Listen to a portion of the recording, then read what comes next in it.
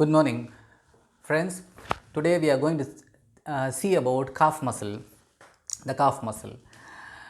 We all know about calf muscle. We have spoken about it many a times. And this calf muscle is very important for a sportsman. Why I talk about a sportsman? Why not a common man? Because any protocol, any schedule which fits for a sportsman can match for a common man, but vice versa, it doesn't happen. So mostly it fits for a sports person, and I want to talk related things to that. When you see about calf muscle does two important function. One, it helps you in running, it helps you in jogging, it helps you in walking. Precisely to say, a calf muscle keeps you or helps you on air. It positions you against the gravity. Think about the power of gastrocnemius and soleus. It's enormous. Taking all your 60 or 70 or 80 kgs, sometimes even your 100 kgs of whole body weight on the air. This is done by your calf muscle. Calf muscle consists of, it has two major muscles in the calf.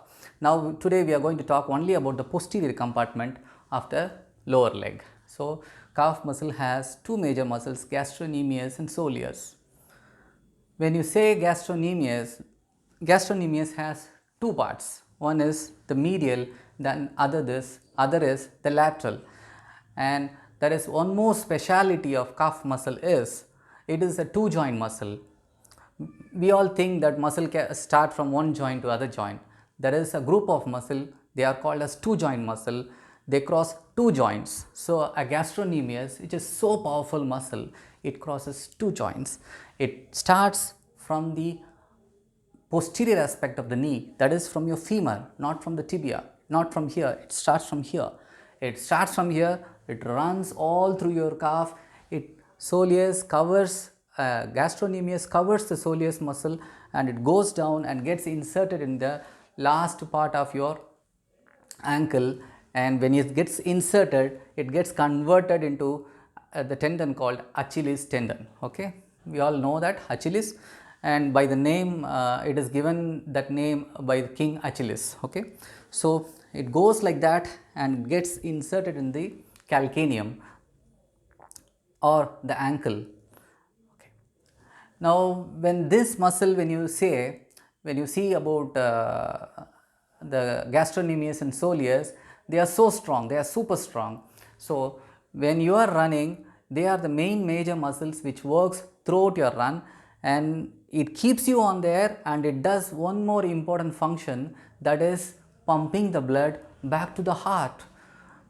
Because these muscles and the related arteries are called as motors, peripheral motors, or they are called as peripheral heart. Peripheral heart, we all know about this heart. There is one more heart which functions when you walk, run, or do whatever activity. There is one more heart functioning in your body, is this. That's why calf is so important.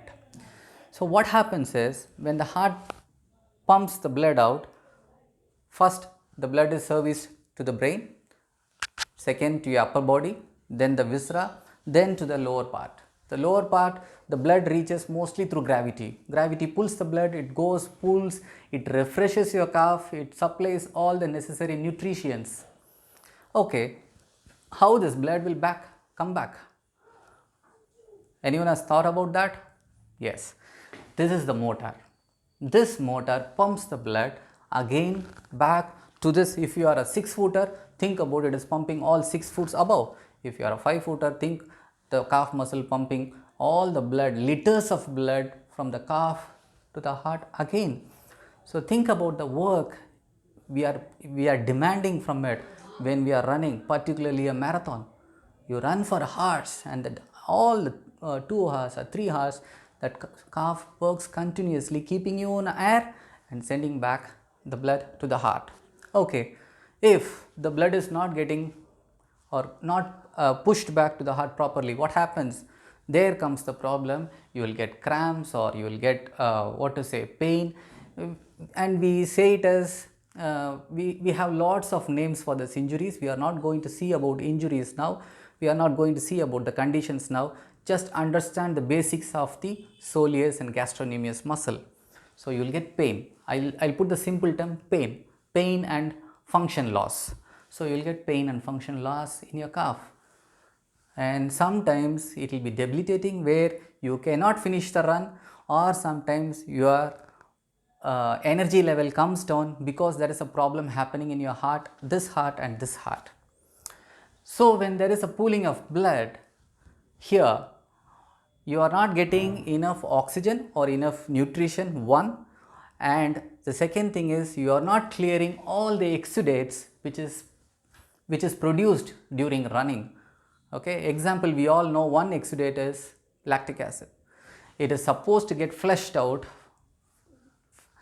How fast it is produced, the same fast it should get flushed out. But if your calf muscle is not doing that pumping action properly, stagnation happens and you will get cramps, and you have to stop that running. So for runners, this becomes very, very important. Now, we have seen about this, we have seen about peripheral artery. You have finished a run. How you are going to save your calf and how you are going to save your heart, that is more important. So I'll tell you one simple technique.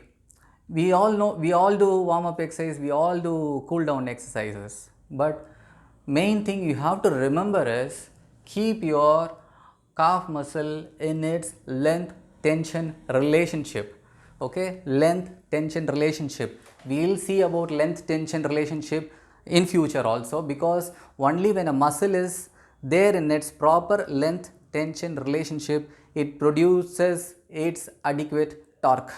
Okay, torque is nothing but force. So we'll keep the biomechanics aside. I'll tell you how to help your heart and help your calf at one single point of time in one simple exercise. Okay, just as soon as you finish your run or before you start your run, you can do this as a simple 1 or 2 times repetition exercise. But post run, when you cool down, you have to give ultimate importance, and this should be your first exercise to help your heart. What you do is just lie down, go for a recumbency position, just lie down like this, and you should be able to see your great toe. I am seeing my great toe. It is not this, it is this. You just see your great toe and move it like this. It is not single leg, you do it bilaterally. Hold both the legs like this and do this. Just breathe in, lift it up, breathe out, take it down. Breathe in, lift it up, breathe out, take it down. Just do it for 20 reps. Just do it for 20 reps. Breathe in, breathe out.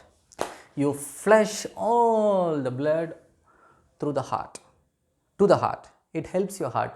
The heart will thank you millions of times. The calf will thank you millions of times, because you are not only flushing the blood from the calf, it is from the entire lower quadrant. You are just flushing the blood and the lactic acid back into the main system where it gets cleared. This is very, very important. If tomorrow or day after tomorrow is your run and you have to do this, and post run you have to do this. This is not only for the run, this is for most of the people who stand for the long time, policemen, whoever it is who stands for long time, dancers, all. This keeps your heart healthy and your calf healthy. Today I want to say, to make the video simple, I have said this. We will see more about the biomechanics of that muscle and the ankle joint in the coming videos. Friends, stay in touch. Thank you.